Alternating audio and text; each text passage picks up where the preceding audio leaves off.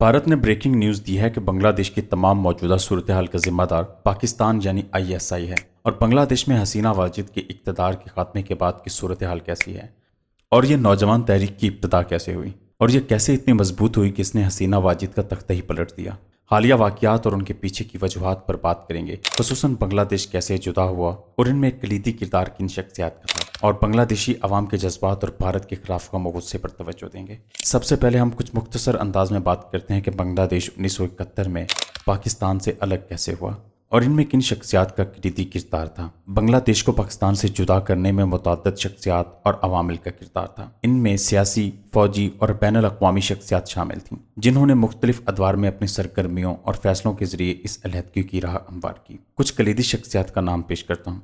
सबसे पहले नाम आता है शेख मुजीबुर रहमान का और दूसरे नंबर पर याहिया खान, तीसरे पर जुल्फ़िकार भुट्टो और चौथे पर इंदिरा गांधी। शेख मुजीबुर रहमान बांग्लादेश के बानी और पहले सदर थे। वो अवामी लीग के कायद थे और इन्होंने 1970 ईस्वी के आम इंतखाबात में भारी अक्सरियत से कामयाबी हासिल की थी। इनका 6 नुकाती मुतालबा पाकिस्तान की वफाकी हुकूमत के खिलाफ था और बंगाली अवाम में इनके मकबूलियत ने अलहदगी की तहरीक को जोर दिया। जनरल याहिया खान पाकिस्तान के सदर और फौजी हुक्मरान थे। इनकी हुकूमत ने मशरकी पाकिस्तान में फौजी कार्रवाइयों का आगाज किया जिसे ऑपरेशन सर्चलाइट के नाम से जाना जाता है। इस कार्रवाई ने हालात को मजीद ख़राब किया और अलहदगी की तहरीक को तक़वियत दी। जुल्फ़िकार अली भुट्टो मगरबी पाकिस्तान की सियासी जमात पाकिस्तान पीपल्स पार्टी के बानी थे। इन्होंने 1970 के इंतखाबात के बाद मशरकी पाकिस्तान में शेख मुजीबुर रहमान की क़यादत कबूल करने से इनकार किया और सियासी तातुल में किरदार अदा किया और सबसे अहम रोल इसमें भारत का था। इंदिरा गांधी भारत की वज़ीर आज़म थी। इसने बांग्लादेश की तहरीक आज़ादी की हिमायत की और पाकिस्तानी फौज के खिलाफ मुक्ति बहाने की मदद की।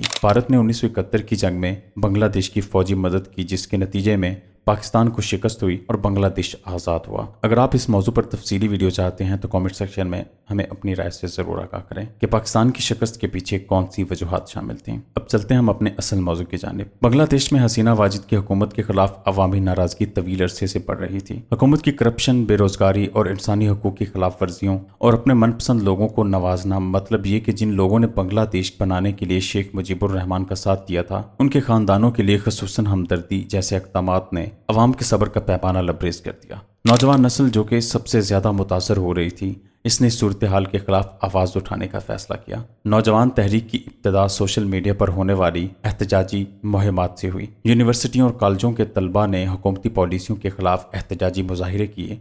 ये मुजाहिरे जल्द ही पूरे मुल्क में फैल गए और आवाम की भरपूर हमायत हासिल की। सोशल मीडिया ने नौजवानों को एक प्लेटफॉर्म फराहम किया जिसके ज़रिए वो अपनी आवाज़ बुलंद कर सकते थे और एक दूसरे के साथ जुड़ सकते थे।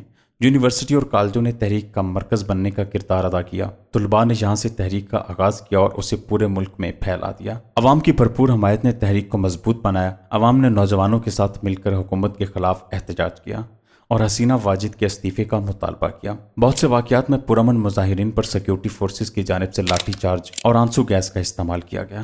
कुछ मकामात पर फायरिंग भी की गई जिसके नतीजे में कई अफराद शहीद भी हुए। एहतजाज के दौरान मुख्तलिफ शहरों में पुलिस की जानिब से मुजाहिरीन पर बराह रास्त फायरिंग की गई जिसके नतीजे में कई अफराद मौका पर ही दम तोड़ गए। इंसानी हकूक़ की तंजीमों ने भी रिपोर्ट किया कि तहरीक के दौरान हुकूमत ने इंसानी हकूक़ की खिलाफ वर्जियाँ की हैं जिनमें गैर कानूनी गिरफ्तारी, तशद्दुद और हिरासत के दौरान लोगों को कत्ल करना शामिल है। शहादतों के बाद अवाम का गुस्सा और बढ़ गया और मुजाहिरों की शिद्दत में मज़ीद इजाफा हुआ।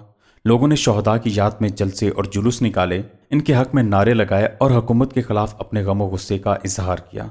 नौजवान तहरीक ने इतनी शिद्दत अख्तियार कर ली कि हुकूमत को मार्शल लॉ लगाने पर मजबूर होना पड़ा। हसीना वाजिद के इस्तीफे के बाद बांग्लादेश के शहरियों ने जश्न मनाया और कई मकामात पर पाकिस्तान के परचम लहराए गए। हसीना वाजिद के घर पर हमला किया गया और लूट मार की गई। शेख मुजीबुर रहमान के मुजस्समों को गिराया गया और तस्वीरें भी हटा दी गईं। वहां पर कायद-ए-आज़म की तस्वीरों को आवेज़ा किया गया। इस दौरान जब शहरियों से पूछा गया कि वो भारत या पाकिस्तान में से किसके साथ जाना चाहेंगे तो अक्सरियत ने पाकिस्तान को तरजीह दी। भारत में यह ब्रेकिंग न्यूज़ दी गई कि बांग्लादेश के मौजूदा हालात यानी वहां पर अभी मार्शल लॉ लगा है, इसका जिम्मेदार पाकिस्तानी इंटेलिजेंस यानी ISI है। भारत के मीडिया के इस बयान को फ़कत एक इल्ज़ाम के तौर पर देखा जा रहा है। आप लोग इस बयान पर क्या कहते हैं? अपनी राय से हमें कमेंट सेक्शन में ज़रूर आगाह करें। बांग्लादेशी अवाम ने पाकिस्तान के साथ शामिल होने की ख्वाहिश जाहिर की है और कायद-ए-आज़म की तस्वीर भी आवेज़ा की हैं। अवाम का कहना है कि भारत में मोदी सरकार अक़लियतों पर जुल्म करती है और बंगालियों के साथ नारवा सलूक किया जाता है, इसलिए वो भारत के साथ जाने का कभी नहीं सोच सकते। हसीना वाजिद भारत पहुंच गई हैं और अजीत से मुलाकात की है। وہ بھارتی فضائیہ کے گیسٹ ہاؤس میں مقیم ہیں جہاں سیکیورٹی انتہائی سخت ہے۔ حسینہ واجد لندن میں سیاسی پناہ کی خواہش مند ہیں، لیکن ابھی بھی لندن سے کوئی حوصلہ افزا پیغام نہیں مل سکا۔ بنگلہ دیش میں عوام اور نوجوانوں کی تحریک نے اب اپنے اگلے حکمران کے انتخاب کے حوالے سے حکمت عملی پر غور شروع کر دیا ہے۔ اس حکمت عملی کے چند اہم نکات پیش کرتے ہیں۔ عوام اور نوجوان چاہتے ہیں کہ اگلا حکمران جمہوری عمل کے تحت منتخب ہو تاکہ بنگلہ دیش میں دوبارہ استحکام اور ترقی کا عمل شروع ہو سکے۔ نئی قیادت سے توقع کی جا رہی ہے کہ وہ کرپشن کے خلاف سخت اقدامات کرے گی اور شفافیت کو فروغ دے گی۔ عوام اور نوجوانوں کی ترجیح ہے کہ نئی حکومت تعلیمی نظام کو بہتر بنائے اور روزگار کے مواقع پیدا کرے تاکہ نوجوانوں کو بہتر مستقبل مل سکے۔ نئی قیادت سے توقع ہے کہ وہ انسانی حقوق کی بحالی اور احترام کو یقینی بنائے گی تاکہ عوام کو انصاف مل سکے۔ بنگلہ دیشی عوام کی پاکستان کے ساتھ محبت اور بھارت کے خلاف نفرت نے یہ ظاہر کیا ہے کہ وہ پاکستان کے ساتھ اپنے تعلقات کو مضبوط بنانا چاہتے ہیں۔ بنگلہ دیش کے موجودہ صورتحال میں عوام کی جدوجہد اور نوجوانوں کی تحریک نے واضح کر دیا ہے کہ وہ اپنے ملک کے مستقبل کے حوالے سے سنجیدہ ہیں اور بہتر تبدیلی چاہتے ہیں۔ پاکستان کے ساتھ بہتر تعلقات کا خواہاں ہونا اس بات کی عکاسی کرتا ہے کہ عوام دونوں ممالک کے درمیان ماضی کی غلط فہمیوں کو بھلا کر ایک نئے دور کا آغاز کرنا چاہتی ہے۔ اس تمام تر معلومات کو بنگلہ دیش کے حالات پر گہری تحقیق اور تجزیہ سے پیش کیا جا رہا ہے۔ ویڈیو پسند آنے کی صورت میں لائک، شیئر اور سبسکرائب کرنا مت بھولیں۔ نئی ویڈیو تک کے لیے اللہ نگہبان۔